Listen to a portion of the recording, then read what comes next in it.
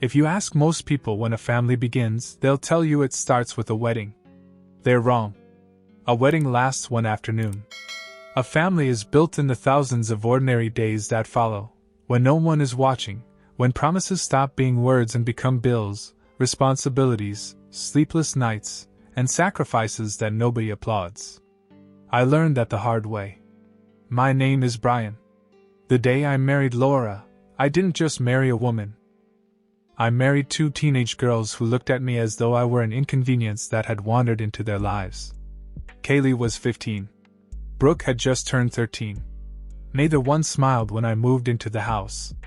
Neither one called me by my first name without making it sound like an insult. And neither one had any interest in the man their mother had chosen. I understood. At least, I believed I did. Their biological father, David, wasn't dead. He wasn't even completely absent. He simply floated through their lives whenever it suited him. Every few months he'd appear with expensive birthday gifts, take them to dinner, promise the next visit would come sooner, then disappear again before the responsibilities started. He never paid school fees. Never showed up at parent conferences. Never sat through dentist appointments. Never worried about braces, prescriptions, insurance forms, or emergency room bills. He collected memories. I paid invoices. Back then, I convinced myself that didn't matter. Children, I thought, eventually recognize who stays. I couldn't have been more wrong.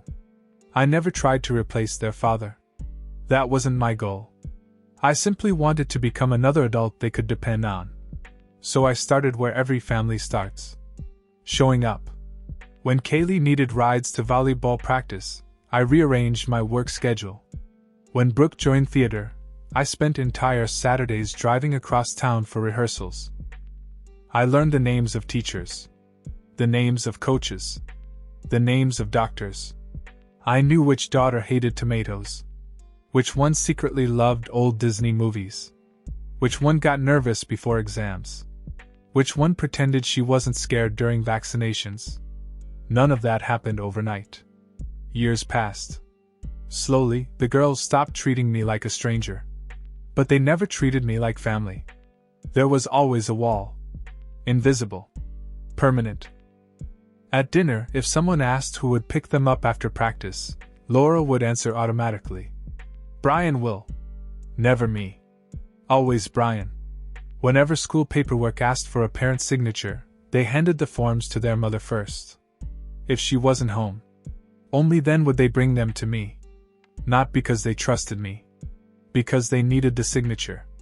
I told myself not to read into it. Teenagers could be difficult. Blended families took time. Everyone said that. So I waited. And I kept giving. By the time Kaylee earned her driver's license, I'd already started saving for college. Not because anyone asked me to. Because I believed fathers prepared their children before the children realized preparation mattered. I opened separate education accounts. One for Kaylee. One for Brooke. Every month, without fail, money went in. Bonuses. Tax refunds. Raises. Overtime pay. Sometimes I skipped buying things I wanted because another deposit into those accounts felt more important. Laura knew.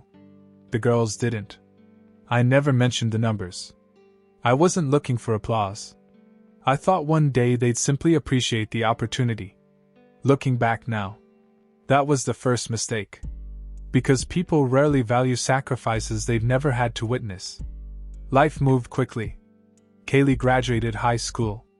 Brooke followed 2 years later.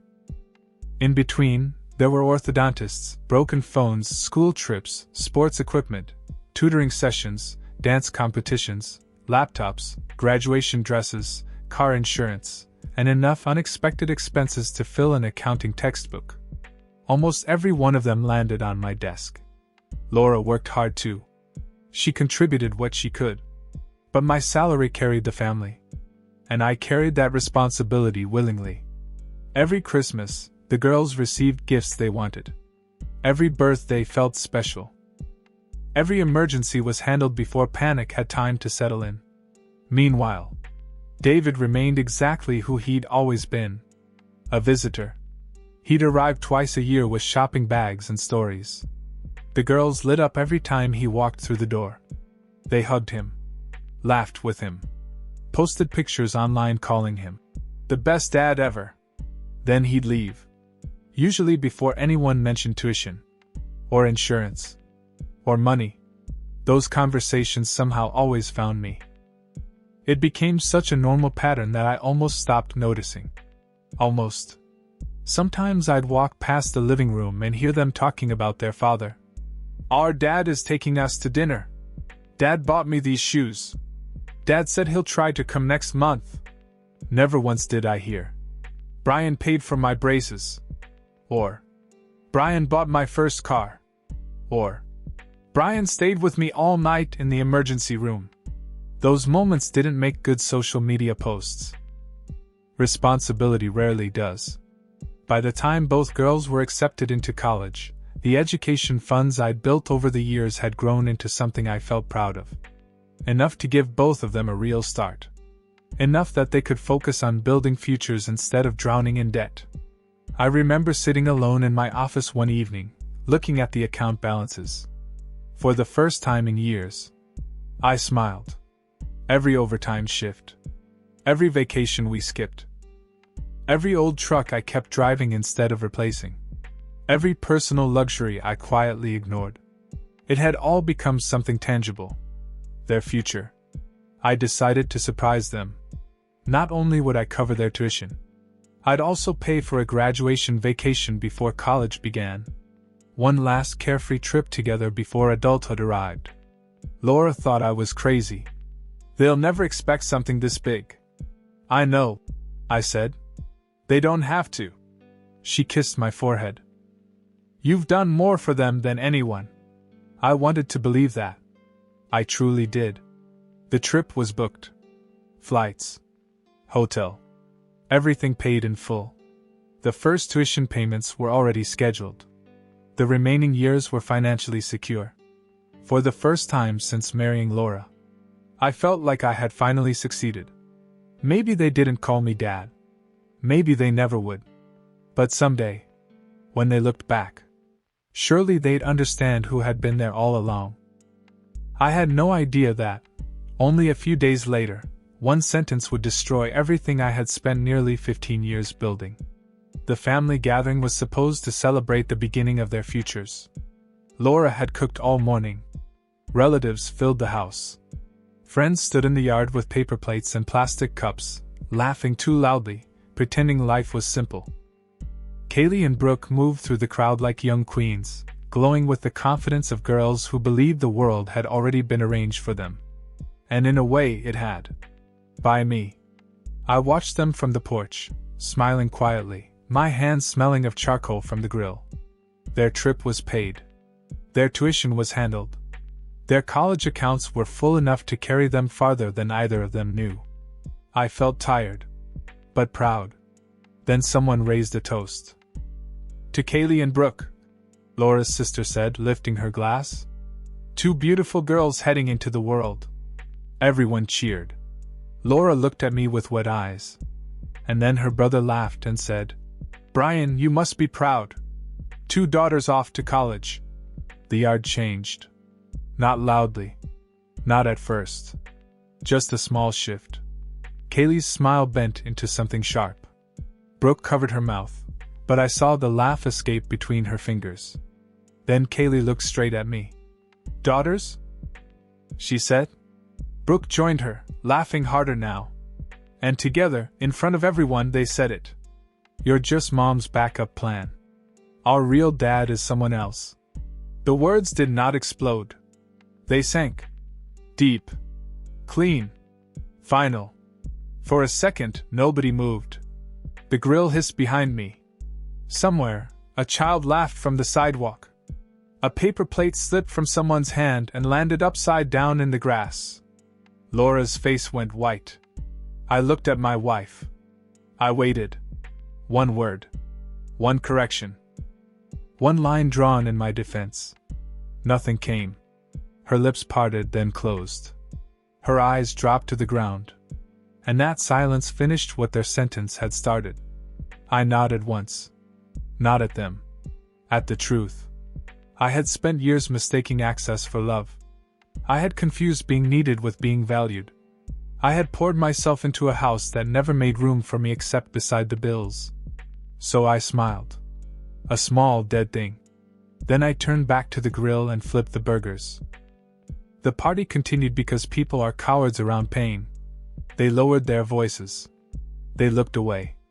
Someone changed the subject. Kaylee and Brooke kept laughing, though softer now, pleased with themselves, unaware that they had just signed the end of their comfort. I said nothing for the rest of the evening. I served food. I collected trash. I shook hands. I kissed Laura's aunt goodbye.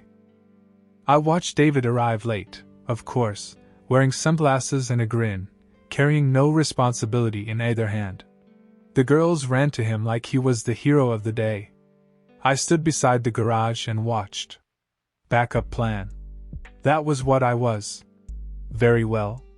The next morning, I woke before sunrise. Laura was still asleep. The house smelled of leftover smoke and spilled beer. Balloons sagged in the corners. Empty cups lined the counter like evidence. I made coffee. Then I walked into my office, closed the door, and opened the accounts. Kaylee's fund first. Years of deposits stared back at me. Overtime. Bonuses. Sacrifices. My life, converted into numbers. I transferred it out. Then Brooks. I did the same. No shaking hands. No tears. Just quiet clicks in the gray morning. After that, I called the travel company and canceled the vacation. There were penalties, of course. There always are when you withdraw from a dream at the last minute. I paid them gladly. By 9 o'clock, the college funds were closed. The trip was gone. The automatic tuition schedule was stopped. Every dollar left was mine again. For the first time in years, my money belonged to the man who earned it. Laura found me in the office just after 10. Her hair was loose, her face tired from a night she had not slept through. "Brian," she whispered, "what did you do?" I turned the laptop toward her. She stared. Her hand rose to her mouth. "You canceled everything." "Yes." "Their tuition?" "Yes." "The trip?" "Yes." Her eyes filled, but she did not scream. Maybe she already knew this had been coming for years. Maybe she had heard the crack in me last night, and understood there was no repairing it. "They're going to lose their minds," she said. "They already lost my money." The girls found out by noon. Kaylee came downstairs first, phone in hand, rage burning her face. Why did the travel app say our booking was cancelled? Brooke appeared behind her. And why did my tuition portal say payment pending was removed? Laura stood near the sink, pale and motionless. I folded my newspaper. Because I cancelled the trip and withdrew my tuition payments. For one moment, they were silent. Then both voices rose at once. "You can't do that. That was our money. You promised. You're punishing us because of a joke?" I looked at them. A joke. That was what cruelty became when consequences arrived. "No," I said. "It was never your money. It was mine. And I promised those things to two girls I believed were family." Kaylee's mouth twisted. "We are family." I almost laughed. Almost. "No," I said. "I'm your mother's backup plan. Remember?" Brooke's eyes flashed. "You're being cruel." "No. I'm being accurate." Kaylee turned to Laura. "Mom, say something." Brooke pointed at me. "Make him fix it." For years that would have worked. Laura would have touched my arm. She would have asked me to calm down, to be the bigger person, to understand they were young. But this time, Laura did not move. She looked at her daughters with a sadness I had waited years to see. "No," she said quietly. Both girls stared at her. Laura swallowed. "You said what you meant. And he heard you." Kaylee's face changed first. Not guilt. Fear. Brooke looked down at her phone again, as though the numbers might return if she stared hard enough. They need the first payment by Friday, she whispered. Then call your father, I said. Kaylee snapped her head toward me. David? Yes.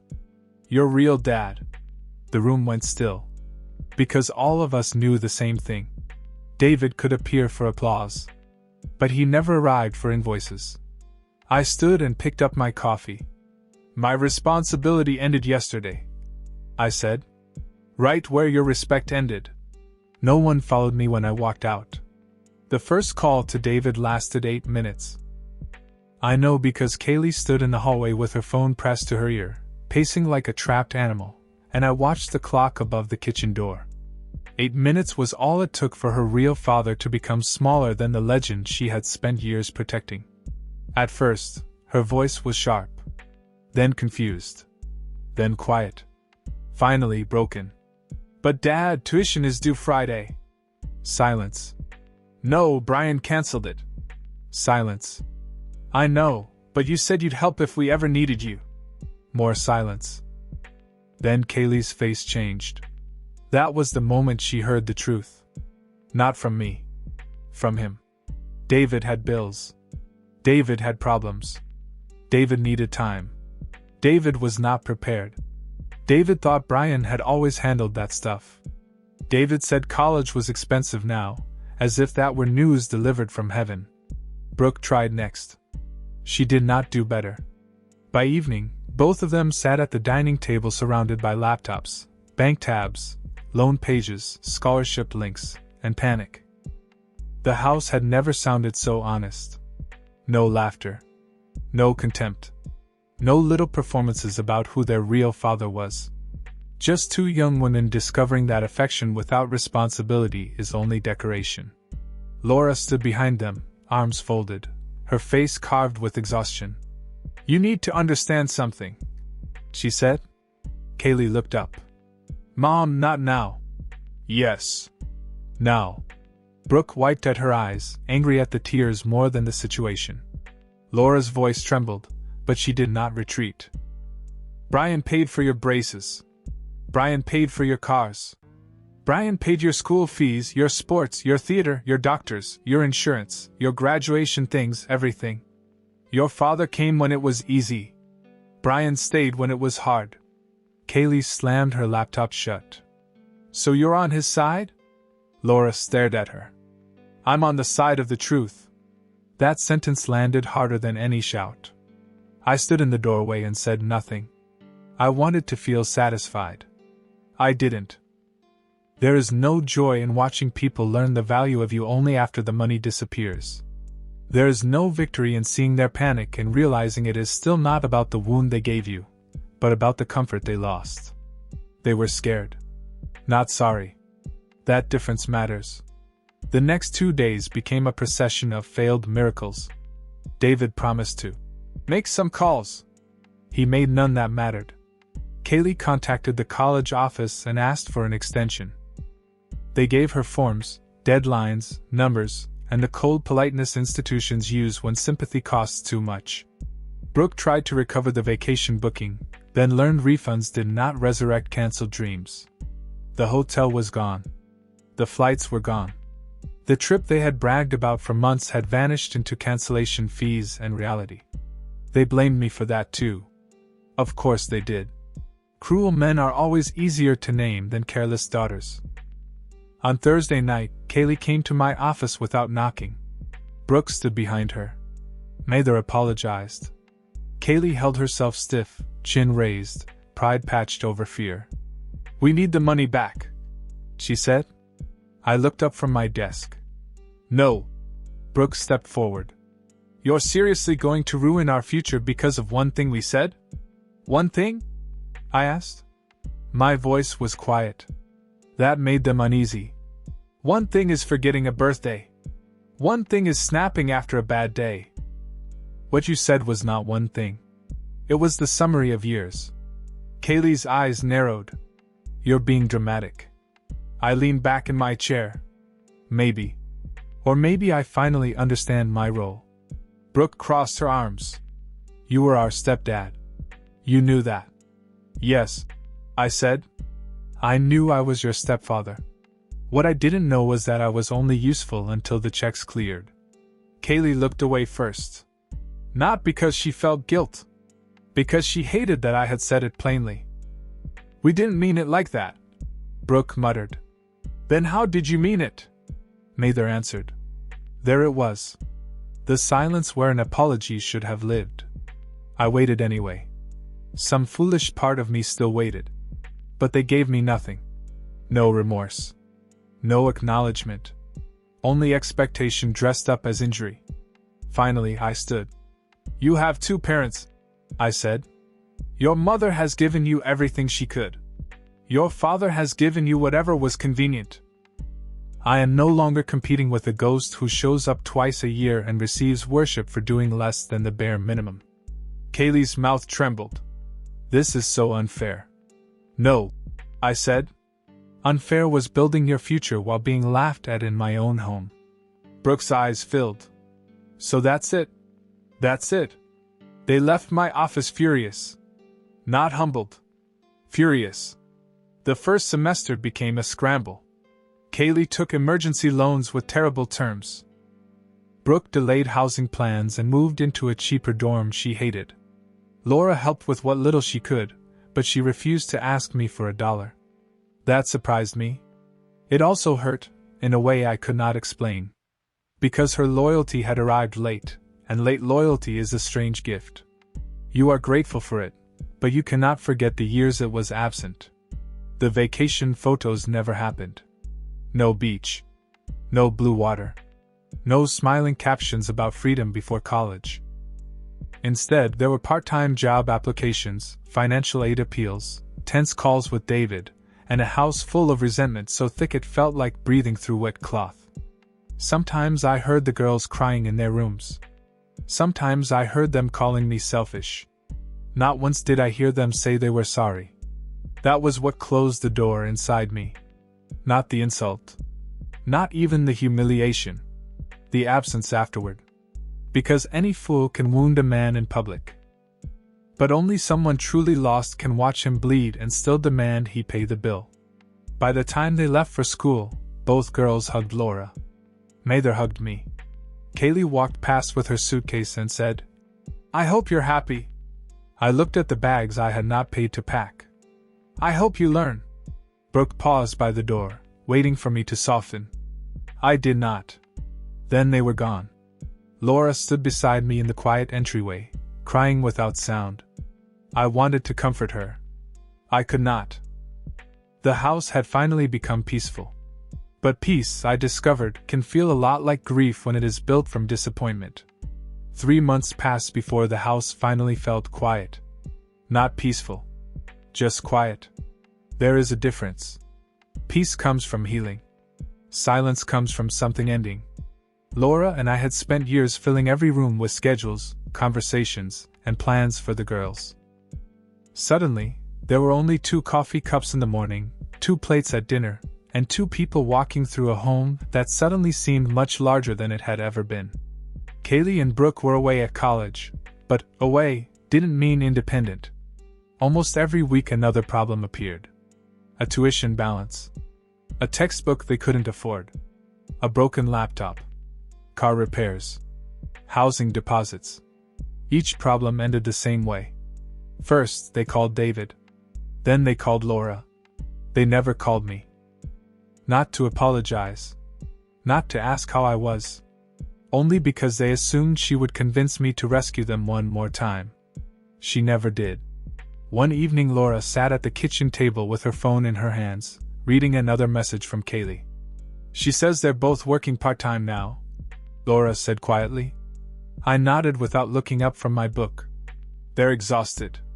I'm sure they are. They're struggling. So did I. She looked at me for several long seconds. You've changed. I closed the book and met her eyes. No. I stopped pretending. The words lingered between us. For years I had believed generosity could erase rejection. If I worked harder. If I sacrificed more. If I proved myself enough. Eventually they would choose to love me.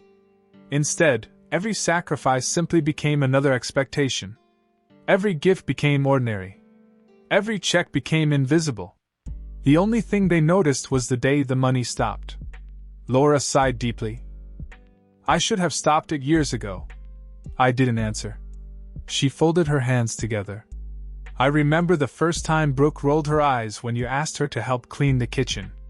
I remembered. Then Kaylee started making jokes about you not being their real dad. I remembered those too. I always thought they'd grow out of it. They grew into it, I said. She lowered her head. I kept asking you to be patient. You did. I kept saying they were teenagers. You did. I kept believing there would be another chance.